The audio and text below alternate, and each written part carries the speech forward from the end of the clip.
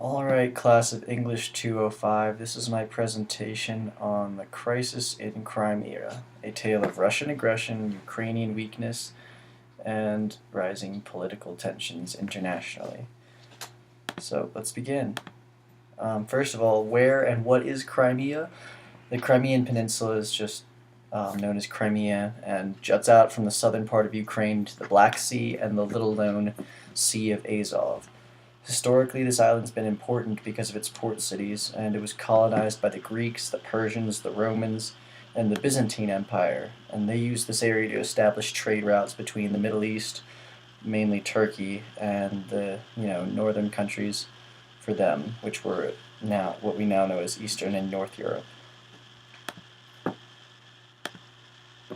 So here it is. There's Ukraine, Crimea, Russia, Sea of Azov, the Black Sea, and Turkey. Now this map is kind of a historical-based map, and as it stands now, this whole section belongs to Russia, including this part of the sea and this part of the sea. Now Crimea and Russia's relationship began, at the beginning of probably the 15th, 16th century, and they've been at odds ever since then. But Crimea did become a part of the republic with the Russian Soviet Federalist Socialist Republic after the Russian Communist Revolution in the early 1900s. And after World War II, the USSR exiled all ethnic Crimean Tartars as an act of revenge for previous disputes. The Tartars used to go in and kidnap Russian peoples who lived on nearby the boundaries, and then they would ransom them back to Russian government officials. So the USSR kind of wanted to take revenge, and they got this opportunity right after World War II. Now we're going to summarize the rest of the 20th century and kind of get a little bit more background information before we go into why Crimea was annexed. So the Soviet Union first allowed Ukraine's citizens to vote for their independence, and this was granted in 1991, just before the dissolution of the USSR in December of 1991. Crimea was also part of Ukraine as a sovereign nation, and in 1994, the Russian Federation signed the Budapest Memorandums. This means that they agreed explicitly to not act aggressively towards Ukraine and to respect its borders as a sovereign nation, which, as you'll see, was violated in February. But anyways, Ukrainian and Russian relations today are pretty rocky. Ukraine's government has been exposed as corrupt and is actually the most corrupt in Europe. In the last few years, this country has been ravaged by political instability, and they've had deadly riots. I mean, there were multiple people burned and shot in the streets. It's kind of ridiculous. Meanwhile, in the last year, Russian President Vladimir Putin publicly assisted Ukraine by covering a large part of their €15 billion debt to the European Union. He also drastically reduced the price of crude oil for Ukraine, as long as they were buying from Russia. This kind of sets up a little international political game. And now we get to watch the video. He is a deputy and in Parliament, as you say, a part of a party that is seen to be pro-Russian. But in particular, the emotions are running high because Parliament was set to vote on a vetting law, an anti-corruption, it's called lustration law, which... That's the state of politics in Ukraine today. They've gotten so bad that there are riots in the street where they will grab politicians like this unfortunate guy, and they threw him in a trash can to kind of represent throwing their political system in the garbage.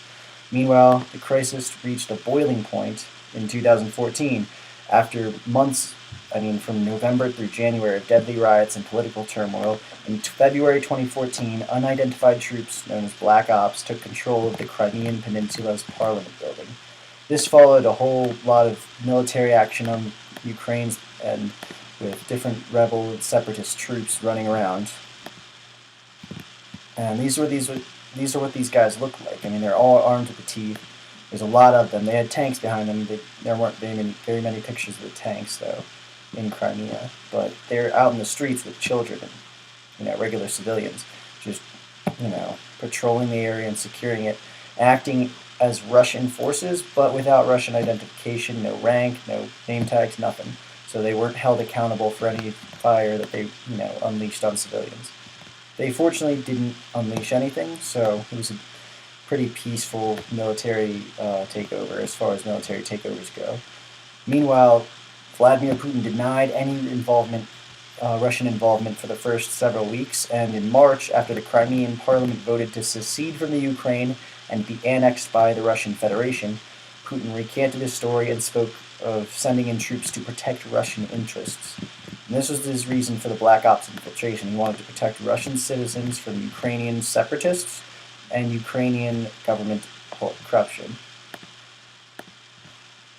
So here's what's interesting is that there were massive oil reserves discovered in the Black Sea, and according to international law, a sovereign nation controls up to 230 square miles of sea beyond their land borders, and massive potential oil reserves were discovered just after the dissolution of the Soviet Union. So Russia's been looking at this area for some time, and now we look at their claims, and this is how it's evolved. So you look in here, this is the sea claimed by Ukraine in the Black Sea, here's the sea claimed by Russia before the annexation. After the annexation, it's almost entirely Russian, based Black Sea. So that means they can drill anywhere within that range. Whereas previously, they had maybe a fraction of that. Now they have the ability to get a lot more oil out of there in the next couple of years. So how does this affect you? Well, in today's global economy, good politics and slow procedures allow for a relaxed global market. And what this means is the goods and commodities that you can get every day are going to be at a normal price, and there's not going to be any steep price increases. There's also not going to be any kind of war going on if you want to travel, which is nice. I was actually in Europe when the Ukrainian separatists shot down an airplane. I was in Budapest, just a couple 100 miles away, and they shot down a plane that, carried tourists and regular people. Meanwhile, reason number two, this affects you because China is a major manufacturing base. And if you look at the map, you'll see that China is actually only blocked off by Russia, by Mongolia, and that's only in part of the north. So if Russia decides they want to make a land grab against the Chinese or against Chinese interests in Tibet, there's going to be some serious consequences there. So they're really tense, and the price of oil rises with demand. Now, if the Russians are able to tap into that Black Sea shelf and get a ton of oil out of there, they're going to reduce demand in Russia and increase demand elsewhere because they're going to be able to set the price. That means you're going to pay a lot more for gas if the U.S. doesn't respond by drilling for more oil or fracking for more oil, which a lot of United States citizens are against because it has economic ramifications as well as environmental ramifications.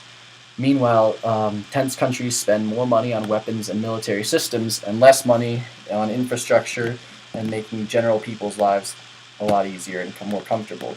So what this means is trade is going to be a lot more tense. It's going to mean that there's increased tariffs, which means you'll end up paying more for a gallon of milk or a toy from the toy store if you're going to get one for Christmas for your nephew or whatever.